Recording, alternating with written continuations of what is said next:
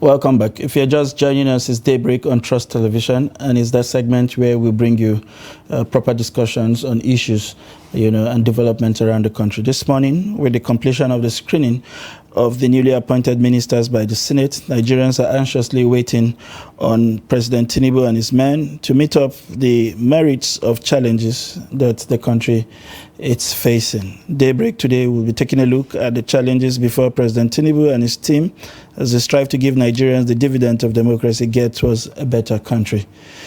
And to set the agenda for today, we have in the studio Engineer Abel Ozigi, PhD. It's a pleasure to have you join us in the studio. Thank you, my pleasure. Engineer Abel is an investment advisor, power sector analyst, and the founder and CEO of commercial airline K Impacts Airline. And also in the studio, we have a regular friend. He was here. You would have noticed his face around the election studio period. And I'm talking about no other than Dr. Dangefa Angelapo. Apologies if I didn't pronounce it correctly. I've been taking some rehearsals on it for a while. I mean, it's very correct, but just that you promoted me a bit, not yet. Yeah. All right, interesting. Angelapo is a research analyst with the Center for Democracy and Development. Angelapo is also a political scientist interested in research and teaching on development challenges in the global south, specifically focusing on issues around democracy, identity, politics, and conflict, crude oil-related violence, terrorism, climate change, environmental politics, and sustainability. I must say that we have two individuals who are capable of holding it down, or holding the studio down for another 5 hours if we choose to. It's a pleasure to have you join us in the studio. My pleasure. Thank you very much for Doctor, engineer, doctor, I'm not sure which one is correct, but I know in Nigeria we like to make sure we don't miss out on anyone. Well, it's all about status. You're welcome. I mean, status is overemphasized in most cases. Absolutely. But I think performance should be key.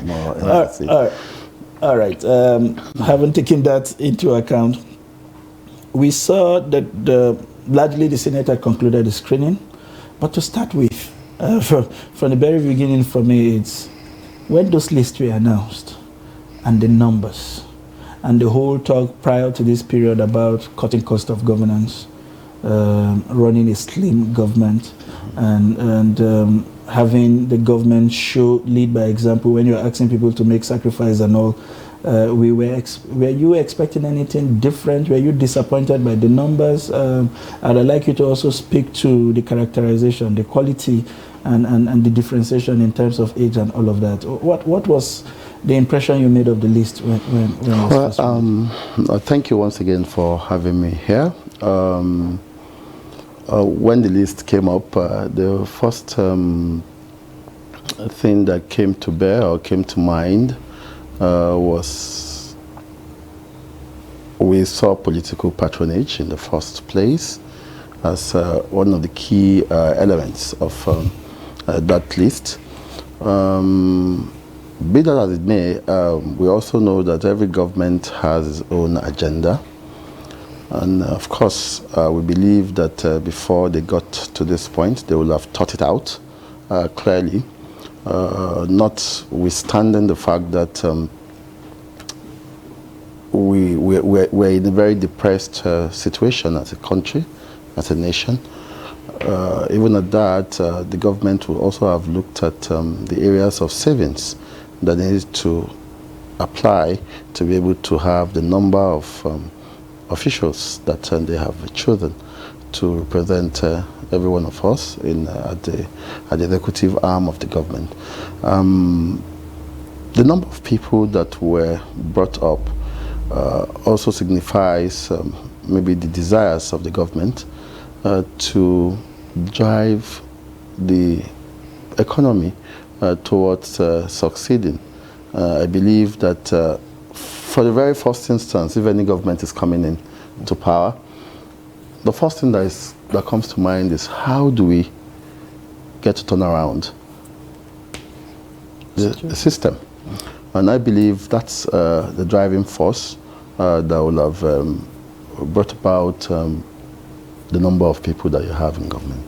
Now, you also ask of the configuration of the people in office. Now, if you look critically at that configuration, you see that it cuts across the entire geopolitical zone evenly. And if you look at the sentiments that were painted right before the elections, and then during the elections, and even shortly after the elections, there were issues of religious sentiments that were painted. There were issues of all inclusivity that were also coming up. And then we also have the one that is most critical, which is the involvement of the younger generations of Nigeria, who we are all working for, you know. And but if you look at the new configuration, you will see that it cut across the religious fragments. I think efforts have been made in that area to be sure that the religious divide is also taken out.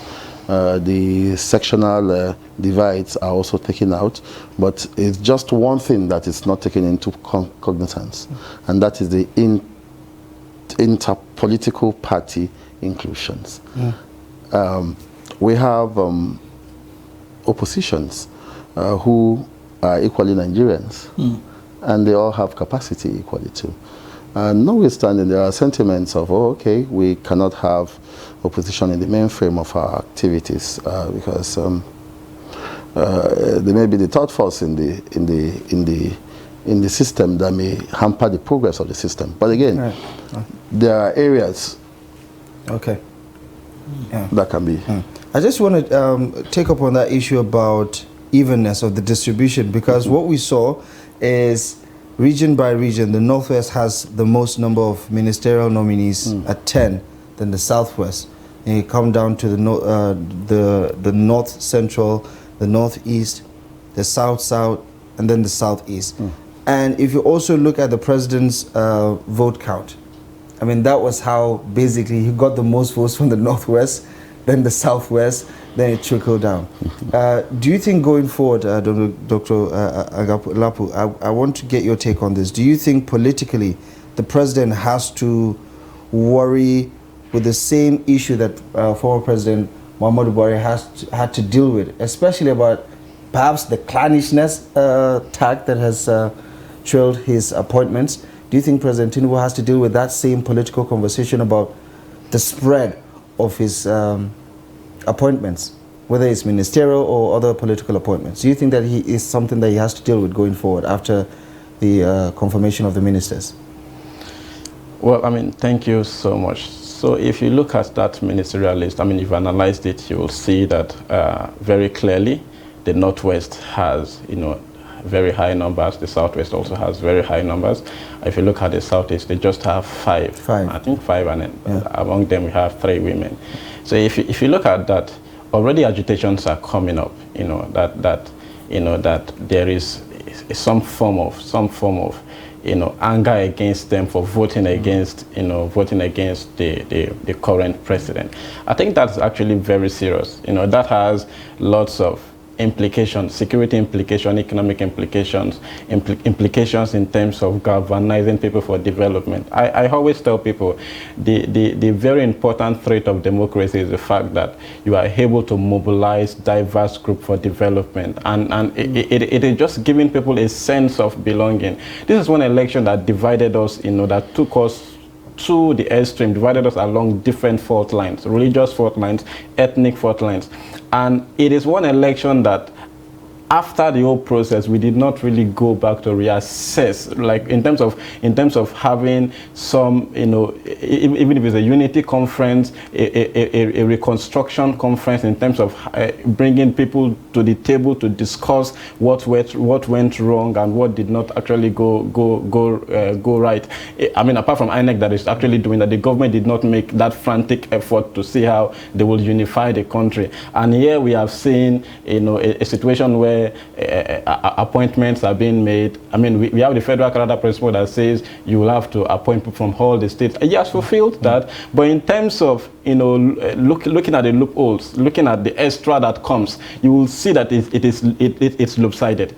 It's lopsided, and it's one area where the non-state actors, the IPOP guys, can use as a means to say, we told you we are not part of this government. We told you this government does not really care about us, and we know that political appointments are not just.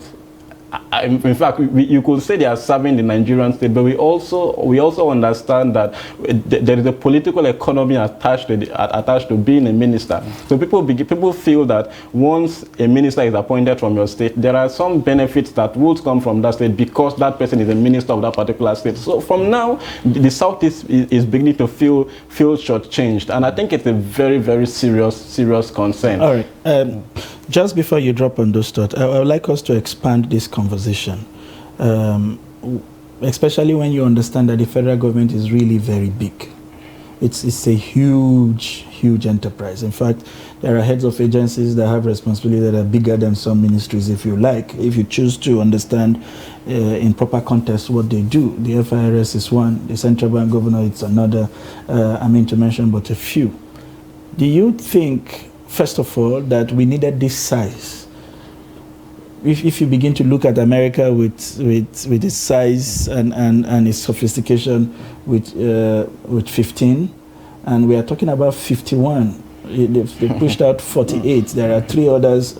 I'm sure if the president insists. They pushed out, they've confirmed 45 so far. And we are not talking about the special advisors, and I'm sure most of them will remain. And those are also council sitting members of this government, so they enjoy practically the same status as the ministers. If you talk about the 15 or so that he had appointed, say for a few that he moved out, no Ribado and Alake, we're talking about a council of nearly 70 people. Do we need that size of council to have a robust federal council that can then begin to coordinate activities? That's one concern for me. What's your thought on that?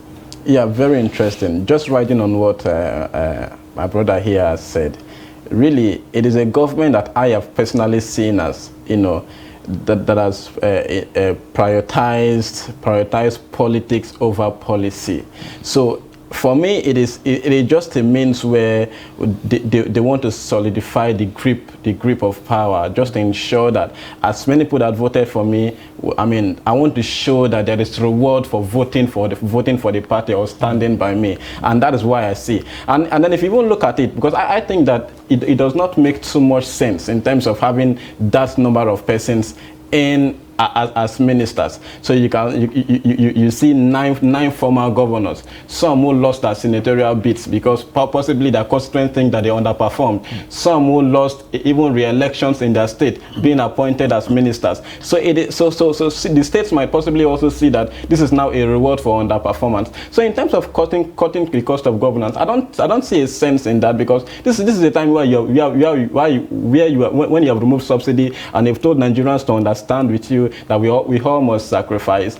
We are not seeing the sacrifice in terms of how the government is able to say, let us use a very few in terms of the humans that we have to deliver the maximum that we can deliver. We are not actually saying that. So it's a very, very big challenge. Of course, we also know, I mean, we've never talked about the situation where we have former governors, very, very strong men leading ministries, right, where there is so much contestation for power, where they themselves will, I mean, if you want to become a godfather in Nigeria, you just possibly need to be a governor. And then once you're a two-term governor, your godfatherism is already entrenched in that particular state. So we're not even thinking of where we've appointed those people, and the fights that will be that they will do, they will fight back home. So somebody is thinking that I lost my re-election, fine, but I'm now a minister. So what happens to those people that did not vote me at home and all of that? So there's a lot of dynamics that will actually go on. And I think that we have already established as a government of former governors, from the president to the vice president, to the secretary, to the government of the federation,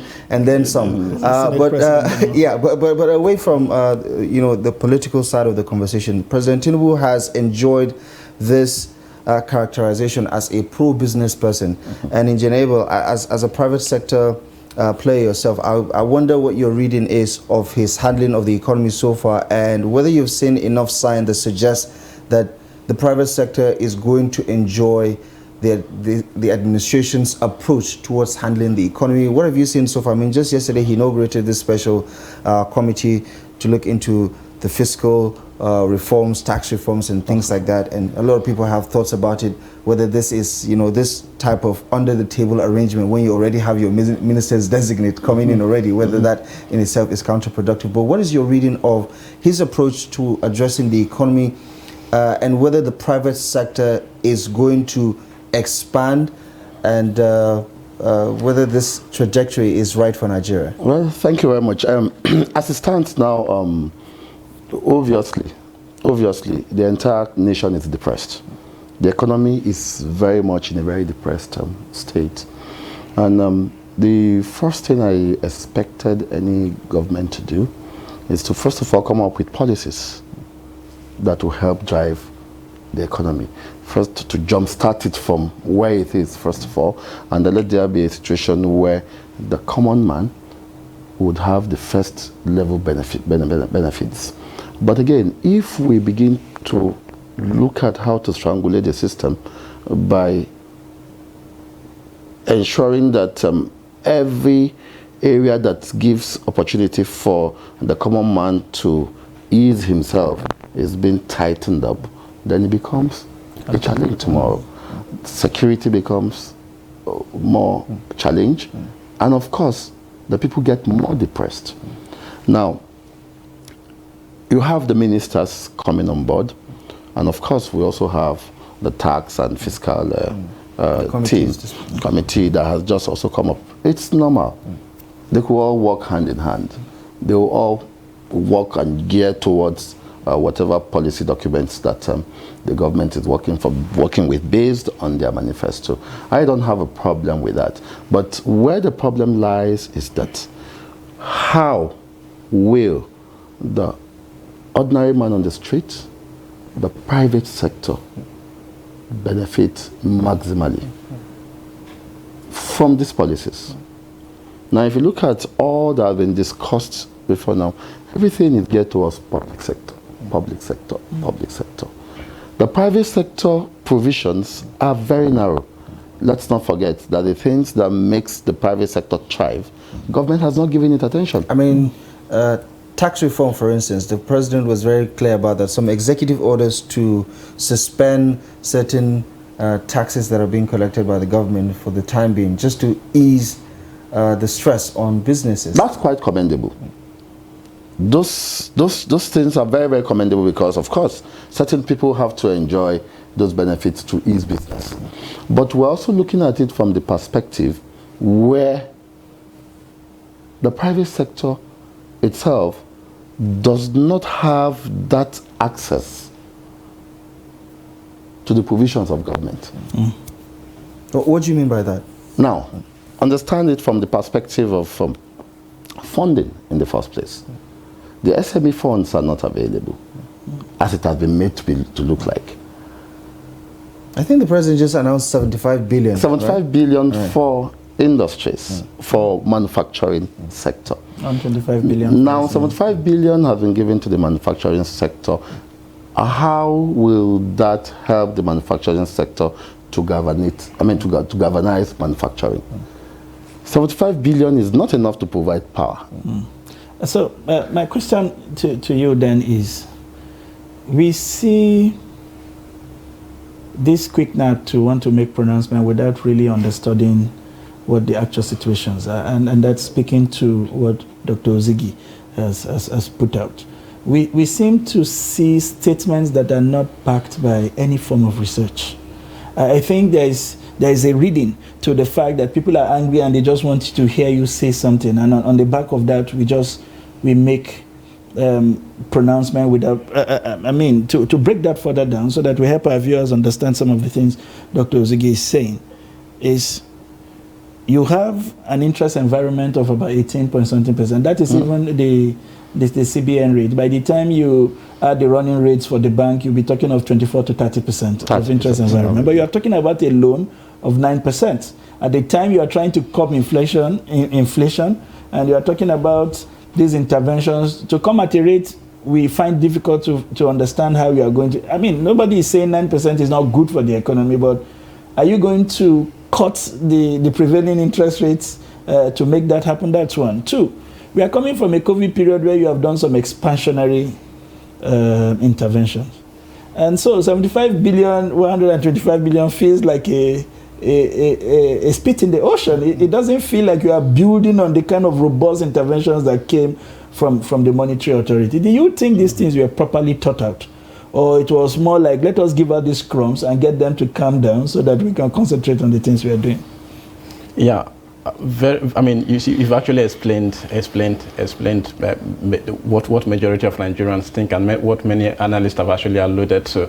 I mean, if you even look at, let's go by the fuel subsidy thing. We just woke up, and then on the day of the inauguration, we heard fuel subsidy is gone, and we're like, oh, it's actually gone. And then we saw, prices skyrocketed. So we've actually seen that, many policies have not been actually thought out. Maybe we could give the excuse to the fact that maybe the Federal Executive Council was not in place, and there were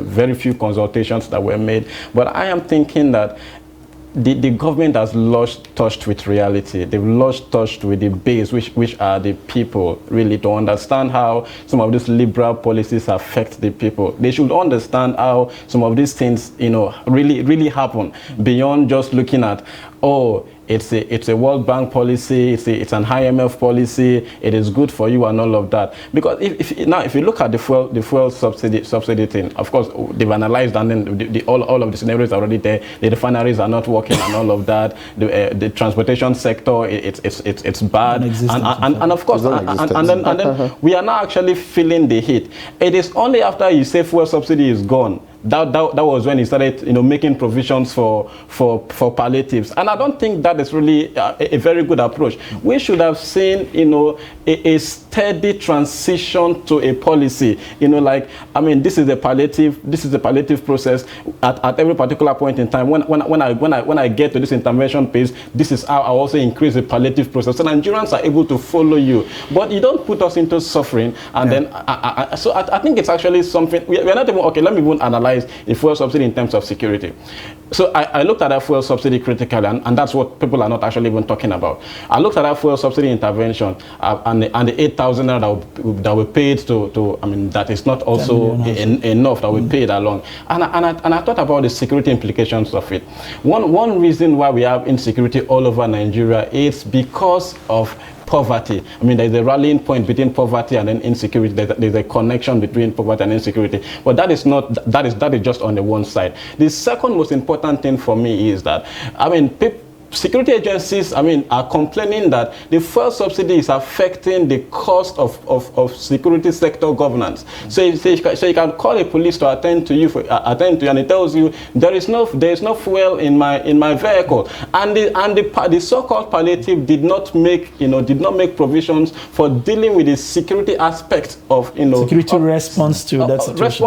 I agree with you. Just before Ahmed takes his next question to Dr. Ozigi, I was mentioning to you a couple of days ago that the number of checkpoints I used to see en route my house have disappeared. Definitely. Clearly because maybe they are unable to fund cost has gone up. And they are not provided for. Yeah, exactly. Well, it's unfortunate we have to say this on national TV, but that's the reality. But and again, to drive from this particular point, it is not uncommon for police officers to say, listen, we don't have the fuel to come and help you out. We wish we could, but unfortunately we don't. And for a lot of people, I know the police wouldn't appreciate us saying this. More often than not, most of these checkpoints, they also rationalize collecting bribes or favors from people because they want to fuel their cars. Unfortunately, that's the situation that we're having to deal with. But away from just crying over spilled milk, because I know a lot of pro-government people watching the program will say, listen, let's just move on. The decision has been taken. Let's stick to it. This is the red pill that Nigeria needed to swallow a long time ago. And President Tinubu is doing the right thing as far as the future of Nigeria is concerned. But in talking about managing this particular situation, right, it's very clear that the president has rather run out of goodwill, so to say, as far as Nigerians are concerned. The honeymoon period is over, even before it started, because he started it on day one. A lot of people will say he started it on day one. He didn't even give us breathing space to enjoy whatever it is that he has planned for us because of the removal of fuel subsidy. But as far as the management of the economy and the country is concerned, right, we have this Niger thing going on right now. And it does appear that his letter to the Senate has sparked this ongoing debate about how this whole thing going in Niger is none of Nigerians' business. Most Nigerians really think we don't have any business attending to the situation in Niger or over-investing ourselves in what's going on in Niger, for instance. But back home, how do you think the formation of the Federal Executive Council would begin to unfold all the promises that the APC or President Bola Ahmed Tinubu made to Nigerians? And what, in your view, would be the appropriate time for Nigerians to begin to say, okay, he's not delivering on his promises? Because Nigerians have already started the conversation already, comparing this administration and the past administration, which is not a fair thing to do at this point. Thank you very much. From his last submission, it was obviously very clear, and from what we all can see, that we put the cart before the horse. In everything we do as a nation, we put the cart before the horse. Now, the government has come, it has taken out the subsidies and all of that. But again, what are the plans before that is done? We have just come to do what we want to do, but what are the plans? Now, what we have expected is that, okay, subsidy is off, but in month 1, month 2, month 3, month 4, this is the expected outcome. Month 5, month 6, so we should begin to enjoy the benefits of this. Now, some of this proper analysis have not been made, or even if it is done, it is not made clear to the public, so that the public's expectation will be geared towards those plans that have been laid ahead. But in the case where we are now, I mean, the public is justified. But why do you think that is, though? And I say this because somewhere along the line we saw some policy documents that were designed by people the president appointed to put up a roadmap on how we were going to move from what they perceived was where we were to where he wanted to take us. Now those roadmaps... Beautiful documents, I must say, designed by very experienced technocrats in this country. But at the point of implementation, we just cut off from whatever they recommend, because... It still comes back to we putting the cart before the horse. Now those documents have been put in place, and then we have even seen some of them. We have even seen some of them. We even had these things all coming in, right from 1960. So the point I wanted to make, yes, and I wanted you to address, was the document was practically sneaked into the public's purview. Yes. It wasn't something they even thought of selling to us. I'm not sure they bothered about buying into documents or the understanding how people can begin to align themselves with the foresight, with the thinking or direction of flight of the government. They wanted to keep acting like they would bring these things into the public space and take everybody by surprise. Do they understand the costs of surprises in an economy? You know, government shouldn't be a mirage. Government is about the people. And if it's about the people, then the people must be able to see through your roadmap. The people must be able to see through where, should be able to have the exact projection of where you're going. And that gives faith to the people. Now we have a whole lot of brain drain here and there. People eloping from the country, looking for every means and excuses to be out of the country. It is because they cannot see through what government has to offer. I just want to get your personal take on this as a private sector player. From the body language of the administration, are you optimistic that the private sector is going to do well, that your business is going to do well as a result of the way President Tinubu is reforming, reshaping, and repositioning the Nigerian economy? Are you optimistic? Definitely, I'm optimistic, but it has to be done in a way that everyone would see through where you're going to. Now, so you don't see a clear picture of where this is going? Right? Because it's not all about our own optimism. It is about the direction. Now, definitely we are going to arrive somewhere. We know that. And we know that the country definitely will be better off for what we are doing now. But how long is it going to take? Yesterday, we have one of our players in the industry shutting down its operation. Asman. Yes, shut down operations. Now, and then the people working... But they did say for maintenance. Well, whether for maintenance or not, but you can see that the workers there are meant to go home. Without pay. Without pay. So it shows you that the people are also suffering. Depression is also coming in. The sector is beginning to have the heat, the initial heat. Okay. Coming to you, Mr. Agalapu. like Ahmed said to you, we clearly, some of these decisions have been taken so that we don't appear to be too critical of this government without acknowledging some decisions that we feel were also right, but maybe implementations were wrong. Some of these decisions have been taken, and I'm sure they've felt the pulse of the people. We are now beginning to, we initially were saying, okay, these decisions seem right. Maybe they have something off their sleeve, and everybody was waiting for that magic wand until the suffering started touching base. It's now hitting home. You know, people are thinking of withdrawing their awards from certain schools. People are reorganizing the nutritions on their table, and all kinds of adjustments are going on. Workplaces are cutting down on work days and all of that. And the government came up with another announcement. I mean, the president himself saying we will do all of this palliative. But as I speak to you, the distribution of grains has not happened. I stand to be corrected. I mean, if they have happened, I'm sure they would have been able to showcase, would be happy to showcase it, and would have also shown it to Nigerians. The said intervention to the sectors is not happening. We have heard of the figures, the modalities, and of that distribution, and what sector of what manner of people can benefit as we speak is not out yet. Does it suggest that they understand the urgency of what's happening? And I say this, you know, by lashing on to the comments that were made by the Abuja Chamber of Commerce and Industry, telling the government to act fast because before businesses die off. You talked about Asman. We just woke up from GSK's announcement less than a week ago. That's over 60-something thousand jobs gone. Not to talk about the multiplier effect in terms of the things they produce there and how other people draw benefits from it. What do we need to see, and how fast do we need to see those things happen? Very interesting. Well, for me, I think the government has not really understood the fact that we are heading towards a very, very dangerous point. And I think that's very important.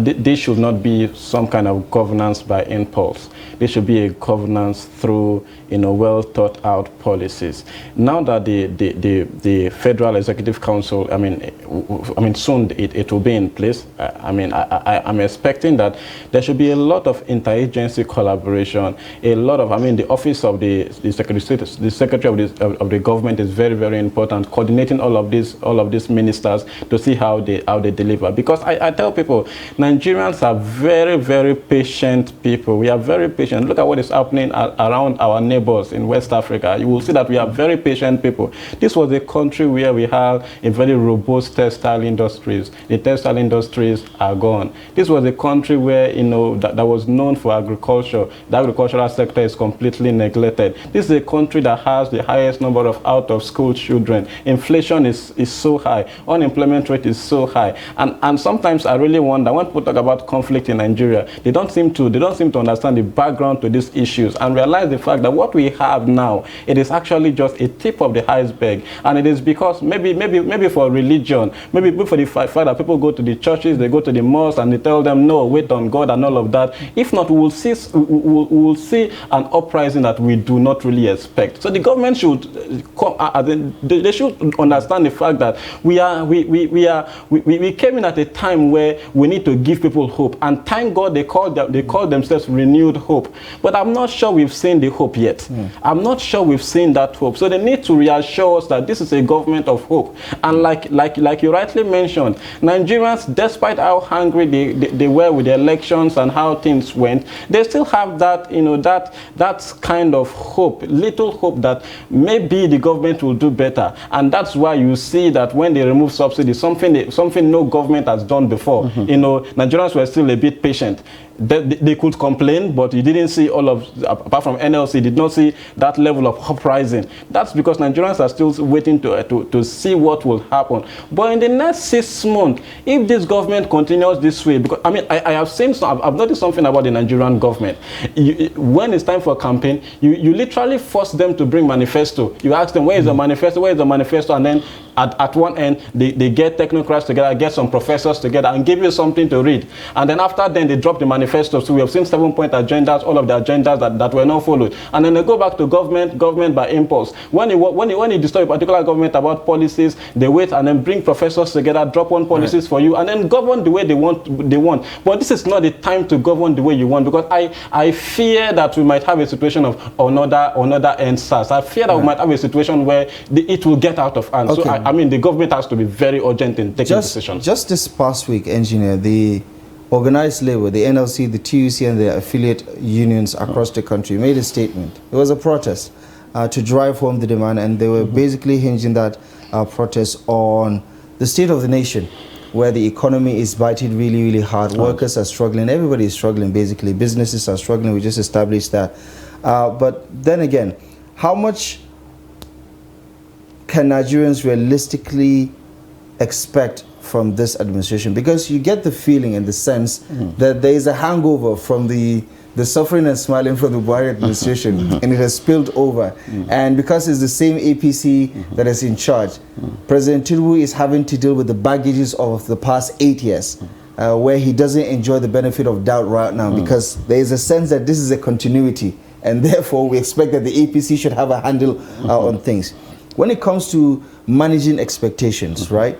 As a business person yourself, how do you recommend Nigerians manage their expectations about what the government can realistically do? Because we live in a time where I don't think there's anywhere you go where the citizens are particularly 100% happy with the way they're being governed, right? Whether it's the United States, whether it's the United Kingdom, whether it's Germany, whether it's France. I mean, France having to deal with protests over the past couple of weeks themselves.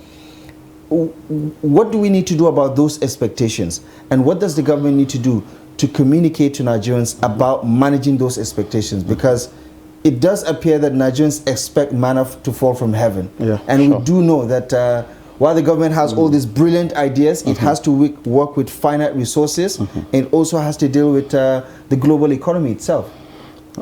First of all, I wouldn't say that Nigerians should be patient. And I wouldn't say that they should not be patient. That's the first thing. Of course, a common saying that the patient dog eats the fattest bone. Yeah, it hasn't happened. It hasn't happened in this country. In this climb, we've not eaten the fat bone ever. But in fairness to government, let's also take it from that perspective. The last government had a whole lot of intervention program. That was also doled out, and mainly to some private. It doesn't matter which hands it got into, but there were intervention programs from the CBN and some other agencies. Now, these intervention programs, there are funds that were made available to various sectors. The agri sector ought to have been taken to a point today where we should be sufficient, especially in the rice production. And some rice, maize, especially. And because a whole lot of funding went into that sector. Now the question is that how did we manage that program? So we can't blankly say that government has not done anything. In the aviation sector, the government has also had, we had Power and Aviation Sector Fund, which is PIVE. Now these funds were made available to the sector, but today we still have the sector running epileptically. The power sector is still epileptic. The aviation sector is still epileptic. Certain people had access to the fund. Now, some of them today, their airlines are not functional. Not as functional as it should be. Now, what has happened to this fund? And there are several other sectors the government has also funded that way. Now, we would put that aside. Now, the question is that how do we manage the expectation? For us to manage this expectation, the perceptions also have to change. Government's perception about provisions to the people has to change. Government shouldn't see it as if we're doing favor to the people. They should see it as services to the people. Provisions of government is a statutory responsibility to the people. And so the people also will now have to wait and see these things happen. Now, the biggest thing that I'm sure the people will have been expecting is that we should go massively into rural development. If everyone in the rural sector, I mean in the rural area, are beginning to see that, okay, things are going to happen this way. I mean, we should have a doled out roadmap that carries in detail what the rural dwellers are to benefit. What we're seeing today in our major cities in Nigeria is a result of urban migration. Everybody is seeing that, well, I won't die in this village.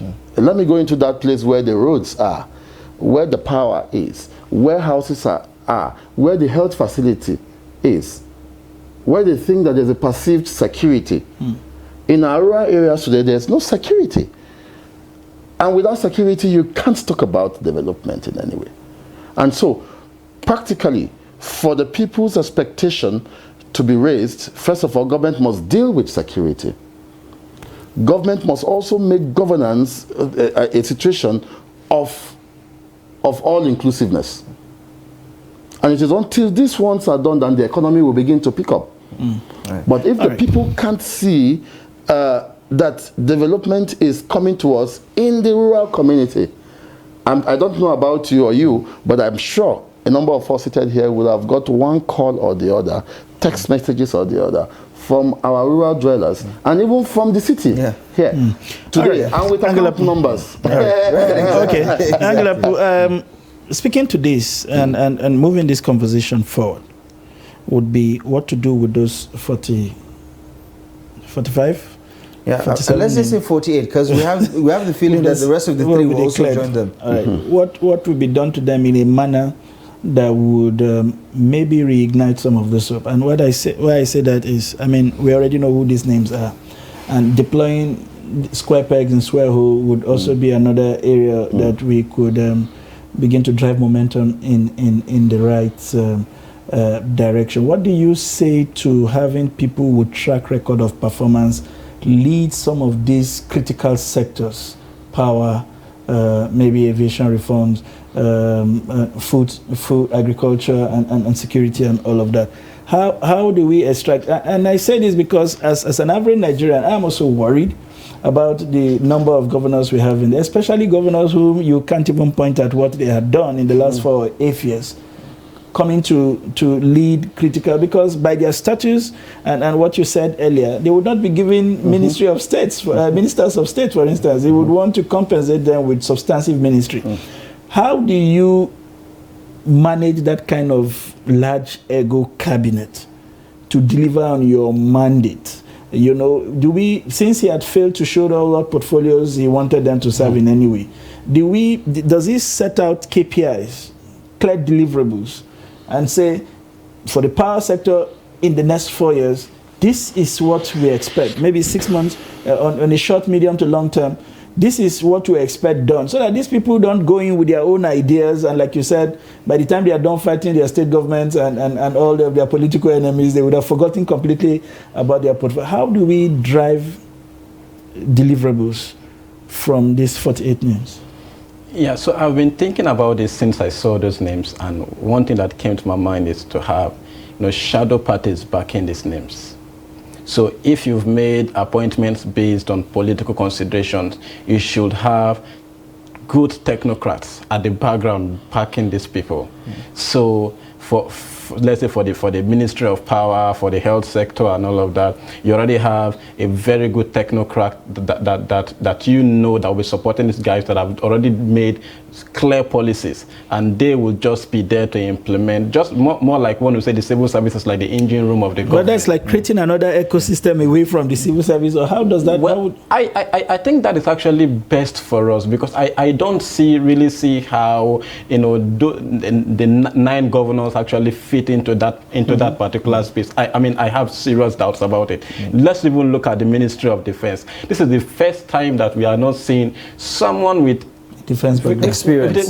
With a defense background. What does that mean for a country that in West Africa, not in a civil war, but if you look at the fatality rate, if you look at ACLED data, the fatality rate and incidence rate, Nigeria, Burkina Faso, and Mali are the highest. And in fact, almost half of the fatalities come from Nigeria. And we are not even in a civil war. We don't have, the people that are appointed here do not even have a military background. So for me, I think the best really is to have, I don't know, I mean, already we've put ourselves into the spending spree. And so the whole idea is have somebody that's in the background that will let these people know that, I mean, you're actually going apart. Perhaps it's a good thing that President Tinubu is not throwing down the same, because a lot of people would say, listen, the experienced guys over the years have not done a lot. So maybe it's time we just get an administrator who is going to make sure that the soldiers on the front line get whatever they need. Perhaps this is what we need. Lots of speculations, but let's not also forget that in this country we still have an ego fight between the military and civilians. So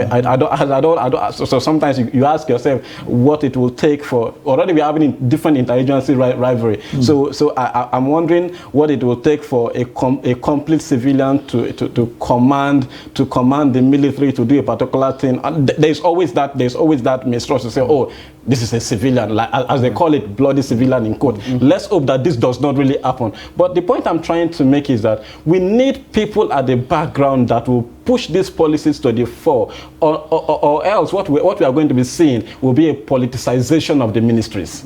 Okay, as much as we're talking about some of these ministers without necessarily mentioning names, to you, engineer, you see there are some well-established names on that list, and then there are some not so established names.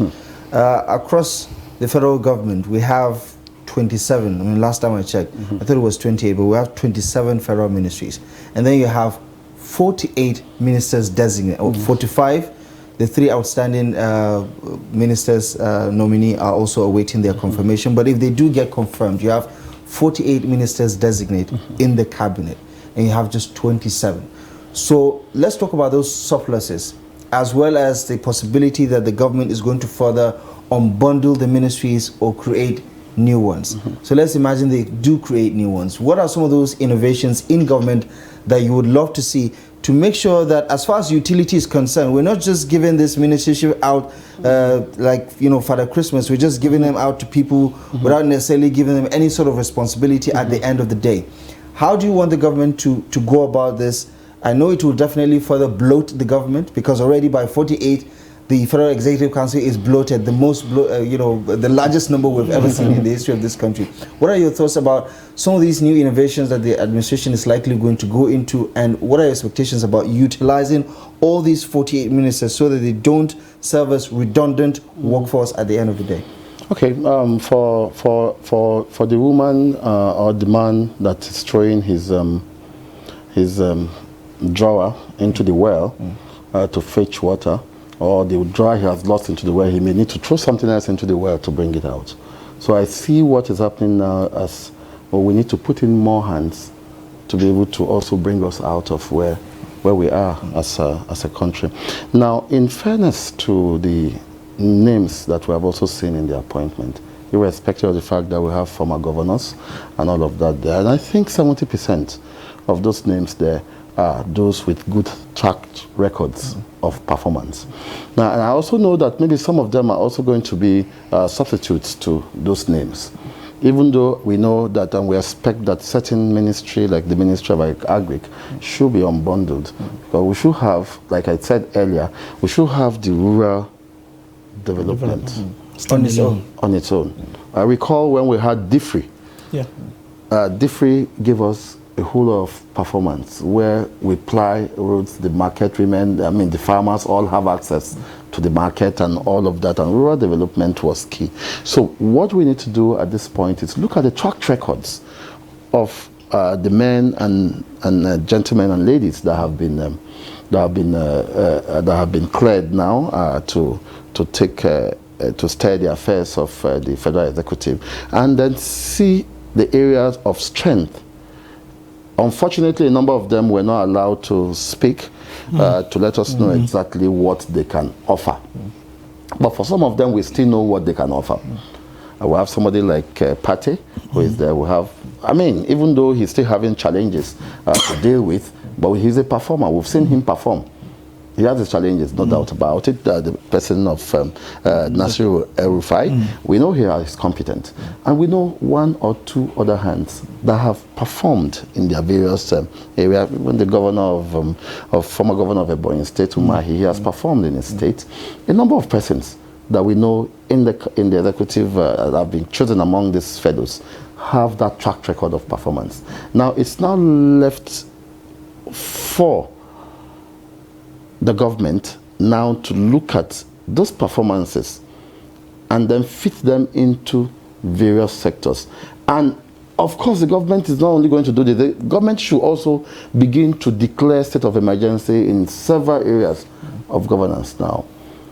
Especially in the power sector, there must be state of emergency declared, where we look at it holistically and put all the energy that requires. So if you're going to do that, then you need a very strong man who is policy driven and who can also conceptualize policy to work with a roadmap to achieving something. And then let all these ministers that have been taken, not just come in and I'm the minister now, and then you sit down and then you look at your PAMSEC and then tell your PAMSEC, please, what is happening here. No, please give us a direction. Submit this to the Executive Council. Let them have a work schedule. Let them have work programs with deliverables submitted. And then let us be able to hold them accountable to this. Now, the people's confidence cannot be boosted if these particular ministers or the men and women that have been chosen to be in this office don't have their own vision in line with the campaign promises that the present government has given to us. So they must come with their program. They must be able to submit programs that Nigerians can see through, that can be synchronized together to be able to deliver based on the promises they've given to all of us. And in talking about that, if we can just double down on some of those expectations, clearly a considerable number of youths have made it, and some people are even scratching their heads. Where did this name come from? And I know we're fixated on the governors, and they're just 9 out of 48. So that does mean that there are a lot more people that many people wouldn't necessarily have issues about. I mean, not all the 9 governors anyway, Nigerians have a lot of issues with. He just talked about El-Rufai, the likes of Wike, Dave Umahi. A lot of people say their politics aside, these are really good materials for federal executive, for Nigeria's Federal Executive Council. Your thoughts on how the president can relieve some of the pressure he's feeling right now on these ministers, and whether they have the ability to domesticate that sense of urgency to hit the ground running, as the president famously said, to get the job done as soon as possible. And how soon do you expect the president to actually swear in these ministers, just for the expediency of time? Well, as soon as it is practicable, as soon as possible. So really, what I really expect the president to do is to, like we've all been saying, is to give a performance index to tell them that this is a particular deadline, and that you should, within one year, I want to see this kind of changes in your ministry. And like I'll always say, a good driver can drive a very bad vehicle to the destination, but a bad driver cannot drive even the best vehicle to the destination. So it lies with the president, it lies with the office of the secretary of government that coordinates all of these ministries. So there's quite a lot to do. You've talked about the generational politics. Of course, one thing that we've all known TINUBU for right from his time of being a governor in Lagos State is the fact that he moved south to select people. So let's just hope that he has selected these people based on the fact that they will deliver. But my concern is that really I want to see a very clear statement from Tinubu. President Buhari was, former President Buhari was very clear on that, on his anti-corruption policies. Although we had some issues with, some, but it was very clear of the fact that, I mean, if you fail, this is going to be the action. So I don't care if you've been in this position for just 6 months. If I'm seeing that you're not delivering, you are going to be kicked out, and somebody else will come in. Let us see a clear statement that that tells people that this thing is not just about political patronage. It is also to test your ability to deliver. So if you don't deliver within the next 6 months, you are out. Within the next 1 year, you are out. So we can begin to see that, okay, these guys, there's a clear pressure on them to deliver, because when you select people based on what they did for you during campaigns and all of that, they also feel entitled, and that's my concern. And once they feel entitled, it's like, oh, I have done this for him, so I am here, and this is the payback, so I can stay here for 4 years. No, let them know that, yes, you've done this is a reward, but it has a timeline. Within 6 months, this is what you expect to do. Like we've said, Nigeria has complex challenges. Let's look at our industrialization sector. Look at our Jakarta Steel, that even the president had further said, President Buhari alluded to the fact that that place will employ like 500,000 Nigerians. But look at how it is there. Look at the textile industries that we have. So there is just a lot to do. But the thing is, we need to see a clear direction of President Tinubu that is telling this minister, this is what I want to achieve. And if it is not achieved, this is going to be the punishment for it. Because ultimately, a behavior that is not punished is reinforced, and a behavior that is punished goes into oblivion. All right. Okay, Dr. Ziggy, in rounding up your thoughts, as we wind down to this conversation, it's one area that has been key with all successive government. We don't seem to have done very well, and that is M&E. Monitoring and evaluation in this part of the world is terrible. Professor Joe, the former advisor to Obasanjo, would say all of the ministers agree to the concept of cooperation and collaboration, but they don't agree to cooperate. They like the idea as a thesis, but the actual collaboration, the work, they don't enjoy it. They seem to work at cross purposes because everybody thinks you need to show something in silos to prove that you are working. How do we find... Already the president has approved a cabinet sitting position in Addis Ababa as a coordinating special advisor for some of his key deliverables. How do we get these people to understand that at the end of the day we are supposed to be a chain if we must make any impact?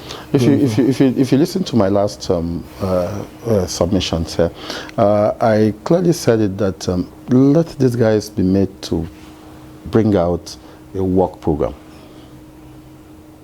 You have been handed this ministry. You understand exactly where we're looking at. Give us a work program. The sitting person who is the coordinating person, of course, has these work programs. And then that now determines the key performance index that is used to evaluate this. So that person is actually the M&E person that will determine who is performing, who is not performing. Now, it is easy, like you asked a question now, that when are you expecting President Tinubu to inaugurate his ministers? Yesterday. Right. It's not any day after today, it's yesterday. So that means that... You think that communicates urgency, that communicates something to Nigerians, that there's no time to waste? He told us, I am hitting the ground running. So whatever needs to be done is actually yesterday. And hitting the ground running brought in the removal of subsidy. It was like yesterday. So it is done. So let the ministers also come in like yesterday. Let them come in prepared. Let them not come in to fill political vacancies. Let them not come in to take it as a reward system. Let the M&E, the evaluation parameters that will be put in place to check. Look, we're a handful of Nigerians that are competent to be in that same seat too. Interesting. Yeah. I wish we could continue to for a lot of people, most of the ministers don't even have to do anything special. They just have to do the one thing effectively, and probably that would be more than enough for Nigerians to feel at home once again. That's it. And we've been talking with Engineer Abel Uzigi, Dr. Engineer Abel Ozigi, permit me to use those combinations. An investment advisor, power sector analyst, and founder CEO of commercial airline K Impacts Airline. It's a pleasure to have you in this pleasure, sir. Thank you. All right. I was hoping you would come in with my Saraba of flight tickets to my destination, but I will be running your business abroad. Well, you just said it. I appreciate that. All right. We'll also be talking with Dengefa Ngalapu, who is a research analyst with the Center for Democracy and Development. It's always a pleasure to have you join us in the studio. Thank you. I like to say every time he comes in that Ngalapu is like a dynamite. You know, they come in small packs, but you know what the effects can be when they explode. Thank you very much for finding time to be here, and we wish you all of the best of the day. Thank you so much. That's the much we can bring you from this conversation. We'll take a quick breather. When we return, the newspaper headlines come your way. Please don't.